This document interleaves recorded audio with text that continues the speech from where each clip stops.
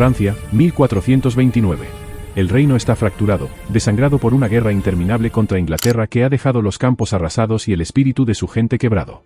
En este mundo de hombres brutales y ambiciones políticas, en la pequeña aldea de Domremy, creces como Juana, una campesina de fe inquebrantable. Tu devoción no es la de una niña que simplemente sigue las reglas, es una obsesión profunda, un fuego interno que te lleva al confesionario una y otra vez, no para limpiar pecados infantiles, sino buscando a tientas una absolución mayor, un propósito que sientes cerca pero que no puedes nombrar. Ese propósito se revela en un destello cegador en el bosque, donde una visión del arcángel San Miguel te habla y te muestra una espada brillante, un símbolo divino que clama por tu mano. Te dice que tú, una simple chica de campo, liberarás a Francia. Pero la divinidad choca brutalmente con la crueldad terrenal cuando los soldados ingleses atacan tu aldea. El caos, el humo y los gritos te envuelven, y en medio del horror, presencias lo impensable, el asesinato de tu hermana mayor. La inocencia se quiebra en ese instante. La niña que escuchaba voces celestiales ahora tiene los oídos llenos del sonido de la agonía de su hermana. La fe pura que una vez te definió se envenena con una semilla de odio y un deseo humano y abrasador de venganza. Esa semilla crece dentro de ti, alimentando tu convicción y deformando tu misión. Ya no se trata solo de servir a Dios, se trata de una redención personal, de lavar con sangre inglesa la sangre de tu hermana y tu propia culpa por haber sobrevivido. Creciste con la pureza de una santa, pero el mundo te forjó con el hierro de una guerrera, y ahora tu cruzada será una lucha eterna no solo contra un enemigo exterior, sino contra el conflicto que ruge en tu interior, entre el perdón que predicas y la venganza que anhelas. Las visiones ya no eran solo un destello en el bosque, se convirtieron en una presencia constante, una presión divina en tu pecho que no te dejaba respirar. San Miguel, Santa Catalina y Santa Margarita te susurraban con una urgencia creciente. Francia caía pedazo a pedazo y solo tú, una campesina analfabeta, podías levantarla. El recuerdo de tu hermana muerta se fundió con esas voces, creando una misión imposible de ignorar. Así que dejaste atrás Domremy, tu familia, la vida que conocías, y emprendiste un viaje peligroso a través de un país en guerra para llegar a la corte del delfín Carlos en Chinon. Allí, en un salón lleno de cortesanos vestidos con sedas y miradas de desdén, te enfrentaste a un muro de desconfianza. Para ellos, eras una lunática, una campesina sucia o, en el mejor de los casos, una herramienta política útil. El propio delfín decidió ponerte a prueba, escondiéndose entre la multitud de nobles mientras un impostor ocupaba su trono. Pero tus ojos, acostumbrados a mirar más allá de lo evidente, no se fijaron en la corona de oropel. Atravesaste la sala con determinación, ignorando por completo al hombre en el trono, y te arrodillaste directamente ante el verdadero Carlos, el hombre que intentaba pasar desapercibido. En ese instante, el susurro de la corte se detuvo. Te inclinaste y con una voz que no era del todo tuya, le dijiste: «Tengo un mensaje del Rey de los Cielos, y solo para ti». Ese fue el primer milagro, el que quebró la primera barrera de la duda. Pero los hombres de poder necesitan más que un truco de reconocimiento. La Iglesia, escéptica y temerosa, te sometió a semanas de interrogatorios en Poitiers. Te examinaron teólogos que buscaban cualquier herejía en tus palabras, y médicas que confirmaron tu virginidad, tu pureza física como símbolo de tu pureza espiritual. Buscaban una grieta, una prueba de que eras una impostora o una bruja. Sin embargo, tu fe era un muro de piedra. Hablabas con una convicción tan sencilla y tan feroz que no dejaba espacio para el argumento. No podían probar que estuvieras equivocada, y tu certeza absoluta era, en sí misma, el milagro más convincente. Finalmente, tuvieron que admitir que no hallaban maldad en ti. No fue una aprobación entusiasta, sino una resignación cautelosa. Te declararon una buena cristiana y le dieron al delfín el visto bueno para usarte. En ese momento, la leyenda dejó de ser una voz en tu cabeza y empezó a vestirse de armadura. Ya no eras solo Juana, la campesina de Domremy, eras la doncella de Orleans, el estandarte viviente de un dios que, al fin, parecía ponerse del lado de Francia. Con la bendición cautelosa de la Iglesia, tu transformación se completó. El vestido de campesina fue reemplazado por una armadura blanca, un símbolo de pureza que brillaba bajo el sol como un desafío. Tu cabello, cortado como el de un soldado, y tu estandarte, bordado con la imagen de Dios y los ángeles, se convirtieron en la imagen de un nuevo tipo de guerra, una santa cruzada. Pero al presentarte ante los curtidos capitanes del ejército francés, no encontraste fe, sino escepticismo y burlas soterradas. Para esos hombres de guerra, eras un espectáculo, una monja fanática enviada por un político desesperado. Tu primera acción fue enviar una carta a los ingleses, exigiendo su rendición en nombre de Dios. La respuesta fue una carcajada colectiva y una lluvia de insultos, llamándote ramera y desafiándote a intentar algo. Y lo hiciste. En tu primera batalla, en el fuerte Saint-Lô, el caos era absoluto. Los soldados franceses vacilaban bajo una lluvia de flechas, pero tú, agarrando tu estandarte como si fuera un arma, cargaste directamente hacia la puerta de la fortificación. No ibas con una espada para matar, sino con una fe que era un escudo. La vista de esa figura en armadura blanca, avanzando sin temor a través del fuego y el acero, fue un shock eléctrico para tus tropas. En un acto de pura determinación, fuiste la primera en colocar una escalera, y en medio del fragor, tu valor inspiró a los hombres para cortar el mecanismo del puente levadizo, abriendo una brecha decisiva. La victoria en Saint-Lô no fue solo táctica, fue un milagro de moral. De repente, los mismos soldados que te ridiculizaban ahora seguían tu estandarte con una fe ciega. Tu liderazgo no provenía de manuales de estrategia, sino de una convicción inquebrantable. No luchabas por territorio o gloria, sino porque creías con cada fibra de tu ser que Dios mismo empujaba a Francia hacia la victoria a través de ti. La batalla por Les Tourelles, la llave para liberar Orleans, se convirtió en tu calvario personal. Mientras liderabas un asalto directo a las murallas, una flecha inglesa te atravesó el pecho, derribándote del caballo en un torrente de dolor. Te arrastraron fuera de la línea de fuego, y mientras los cirujanos extraían la saeta de madera, el ejército francés vaciló. Tu caída fue como un presagio de derrota, pero en ese momento de agonía, algo se reafirmó en tu interior. Rechazaste cualquier hechizo o curandero, confiando solo en tu fe para sanar, y ante el asombro de todos, te levantaste. No fue un regreso, fue un renacimiento. Tu armadura manchada de sangre, el dolor como una compañía constante, te convertiste en un símbolo viviente de la mártir que no teme a la muerte. Esa misma noche, con una determinación feroz, lideraste la segunda ofensiva. Tu sola presencia, esa figura fantasmal y ensangrentada en la oscuridad, encendió una furia sagrada en tus hombres.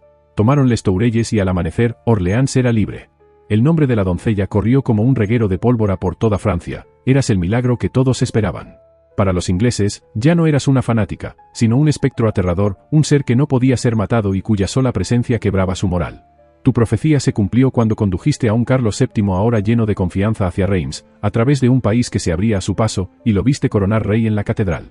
Ese debería haber sido el momento culminante, la realización absoluta de todo por lo que habías luchado y sufrido. De pie cerca del altar, con la luz bañando al nuevo rey, una parte de ti sentía una paz profunda. Habías escuchado las voces, habías seguido el camino y habías logrado lo imposible. Pero en medio de la pompa y la celebración, otra sensación más oscura y confusa comenzó a brotar en tu interior. La guerra no había terminado, el rey parecía más interesado en la política que en la liberación total, y las voces que una vez fueron tan claras ahora guardaban un silencio desconcertante.